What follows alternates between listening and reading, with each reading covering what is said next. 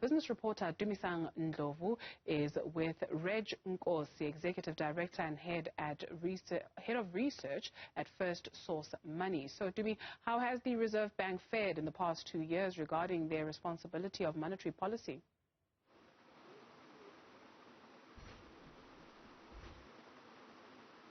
Due to what we know from the last MPC meeting of the Reserve Bank in November, when they hiked rates by 25 basis points, is that as a South African public, we should be readying ourselves for a hiking cycle. On this particular platform, I am joined by analyst Redge Nkosi just to talk more about the expectation this time around as well as the justification. Reg, 25 basis point of an increase in November. Analysts are widely expecting another interest rate hike.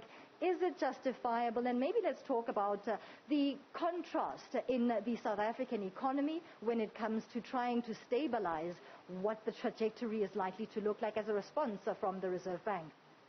Yeah, well, firstly, indeed, we expect some 25 percentage points increase to 4% from 3.75. That's the general consensus.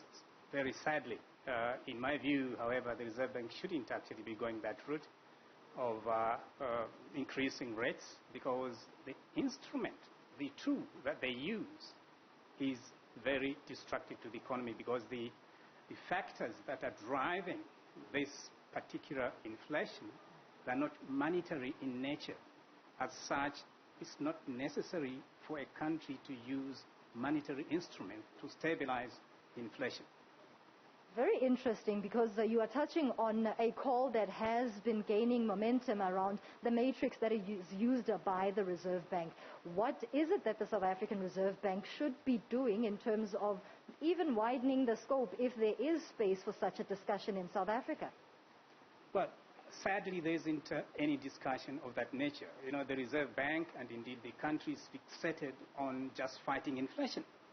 They do not really care where this inflation is coming from, what factors are driving it. They simply have to fight.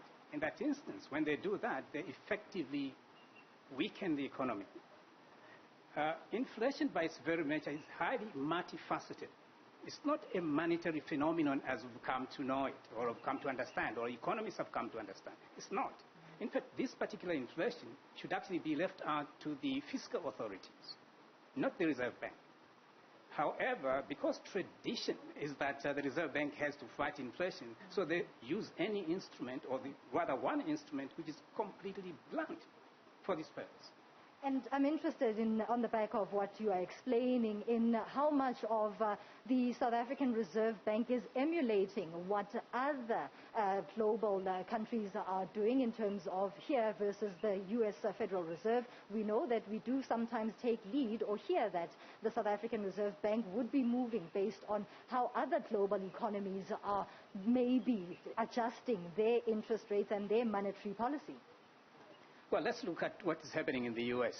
The interest rates in the U.S. as we speak right now, in fact, from November or even October to now, they're about 7%. All right? And what happened last, the previous monetary committee meeting of the U.S. Reserve Bank? They stayed put. Why? It's because they understood that even if the Fed was to raise interest rates, it would just be unwise for them, and therefore not helping the economy at all. So let it go.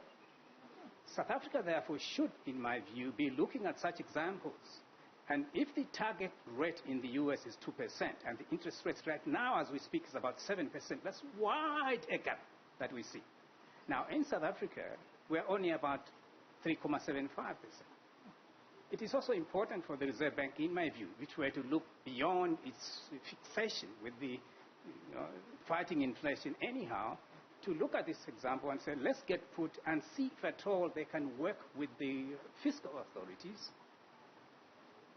in trying to have to fight this inflation, because this inflation by its very nature is not a monetary one. Monetary policy, if we put it against what consumers are struggling with. A conversation that we had earlier is that a majority of South Africans are not particularly within the frameworks of a authorized financial service and participating in it. So when we speak of the Reserve Bank hiking rates or cutting rates, what bearing does that have on an ordinary South African as well as the matrix of monetary policy?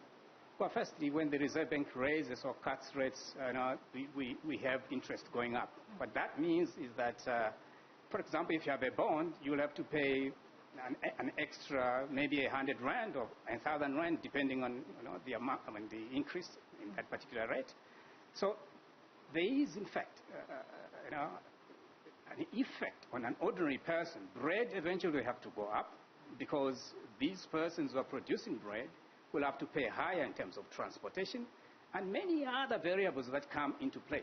So the ordinary person gets affected quite strongly by the actions of the Reserve Bank. It is for this reason that when the Reserve Bank begins to deliberate on the inflation, they should take into account a range of issues, including those that do not pertain to their jurisdiction. In this instance, trying to bring in players like the Treasury and other ministries that may as well have a role to play. The Reserve Bank role of inflation targeting is, in fact, we think it should actually be confined out of our space now, because it's not helpful. It has never been helpful. It has not assisted us. Just because the Reserve Bank has or is known to be a fighter inflation doesn't necessarily mean that it should continue to fight aimlessly. Very interesting views from analyst Redge Nkosi there, Dudu. But again, we wait until 3 p.m. to hear the latest from the Reserve Bank Governor, Lesetja Kganyago. Of course, this would be marking the outcomes of the first Monetary Policy Committee meeting for the year, and it would seemingly set a trend for what we are in store for as South Africans going into the rest of the year.